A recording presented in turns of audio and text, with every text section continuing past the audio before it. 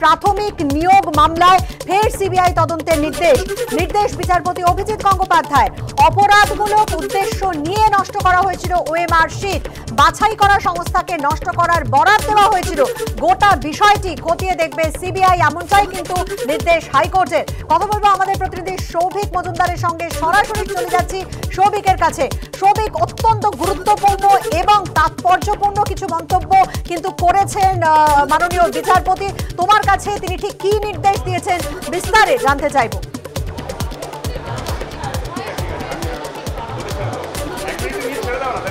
দেখো, প্রাথমিক দুর্নীতির এই মামলাতে আবারও বিচারপতি অভিজিৎ গঙ্গোপাধ্যায় তিনি সিবিআই তদন্তের নির্দেশ দিয়েছেন। এবার একেবারে ওএমআর শিট বা যে উত্তরপত্র রয়েছে সেই উত্তরপত্র সংক্রান্ত অভিযোগের ক্ষেত্রে এই সিবিআই তদন্তের নির্দেশ দেওয়া হলো এবং এখানে খুব স্পষ্ট করে বলে দেওয়া হয়েছে যে এই যে উত্তরপত্র নষ্ট করা হয়েছিল, অর্থাৎ 2014 সালে যে টেট পরীক্ষা হয় তার প্রেক্ষিতে তুমি জানো যে দুটি নিয়োগ প্রক্রিয়া সংগঠিত হয়, একটি 16 এবং একটি 2020, এবং তারপরে দেখা যায় 2017 সালে পর্ষদের তরফ থেকে সিদ্ধান্ত নেওয়া হয় তারা এই ওএমআর শিটকে তারা নষ্ট করবেন। অর্থাৎ যে 20 লক্ষ পরীক্ষার্থী যারা পরীক্ষা দিয়েছিলেন তাদের যে উত্তরপত্র রয়েছে সেই উত্তরপত্র নষ্ট করার কাজ প্রাথমিক শিক্ষা পর্ষদের তরফ থেকে করা হবে।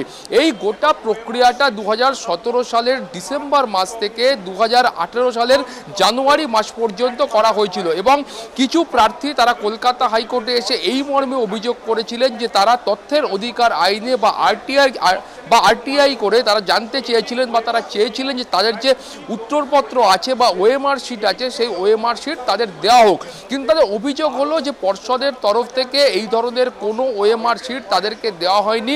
দু একজন প্রার্থীকে এই ওএমআর শিট দেওয়া হয়ে থাকলেও মূল যিনি মামলাকারী কলকাতা হাইকোর্টে তিনি কিন্তু এই ওএমআর শিট পাননি। ফলত এই ওএমআর শিটকে নিয়ে একটা সংশয় তৈরি হয় এবং আইনজীবীরা আদালতের কাছে এটাই অভিযোগ করেন যে একেবারে নিয়ম না মেনে বা নিয়ম বহির্ভূতভাবে এই ওএমআর শিটকে ধ্বংস করা হয়েছে। ফলত সেই মর্মে কলকাতা হাইকোর্টের মহামান্য বিচারপতি অভিজিৎ গঙ্গোপাধ্যায় তিনি কিন্তু প্রাথমিক শিক্ষা পর্ষদের কাছ থেকে রিপোর্ট তলব করেছিলেন এবং সেই রিপোর্ট আসতেই বিচারপতি অভিজিৎ গঙ্গোপাধ্যায় তিনি কিন্তু কার্যত ক্ষোভ প্রকাশ করলেন এবং বেশ কিছু বিস্ফোরক মন্তব্য সেটা তিনি কলকাতা হাইকোর্টের কাছে করলেন।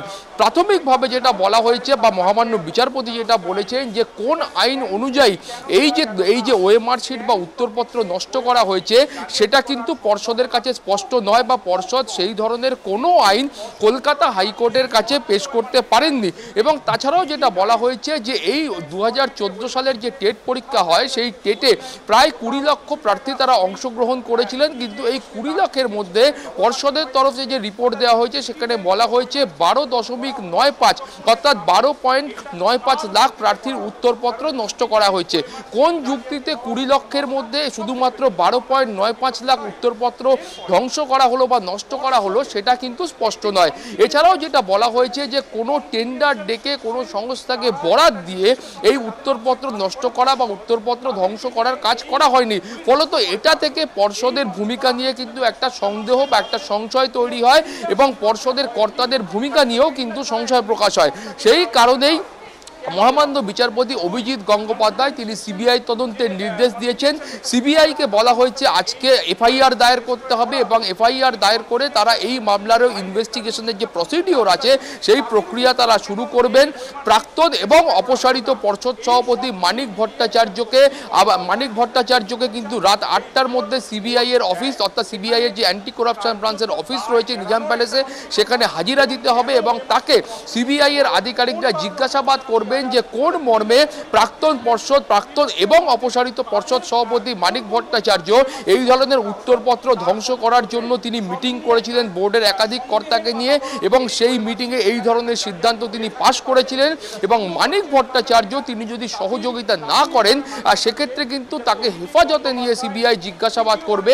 এই ধরনের একটা নির্দেশ আজকে কলকাতা হাইকোর্টের তরফ থেকে দেওয়া হয়েছে।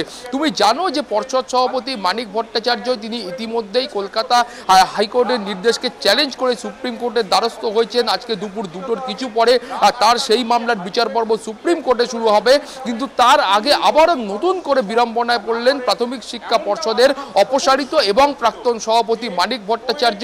তাকে আবারও জিজ্ঞাসাবাদের জন্য সিবিআইকে নির্দেশ দেওয়া হয়েছে এবং এখানে সিবিআই এর ভূমিকা নিয়েও কিন্তু মহামান্য বিচারপতি অভিজিৎ গঙ্গোপাধ্যায় একেবারে খুব উষ্মা প্রকাশ করেছেন বা তাদের ভূমিকা নিয়ে বিচারপতি অভিজিৎ গঙ্গোপাধ্যায় সন্দিহান। প্রাথমিক পর্যায়ে এই মামলার সময় তিনি কিন্তু মন্তব্য করেছিলেন যে অনেকে বলে থাকেন যে সিবিআই খাঁচাবন্দি পাখি, কিন্তু এই খাঁচাবন্দি পাখি ছাড়া অন্যান্য যে সংস্থা রয়েছে দিনের শেষে কাউকে তো একটা তদন্তভার দিতে হবে, ফলত সেই সংস্থা কারা হবেন এটা নিয়েও কিন্তু তিনি প্রশ্ন তুলেছিলেন এবং তিনি কিন্তু এ মন্তব্য করেছেন যে দেশের প্রধানমন্ত্রী এবং স্বরাষ্ট্রমন্ত্রীকেও এ বিষয়ে জানানো যেতে পারে। এই ধরনের একটা মন্তব্য মাননীয় বিচারপতি অভিজিৎ গঙ্গোপাধ্যায়ের তরফ থেকে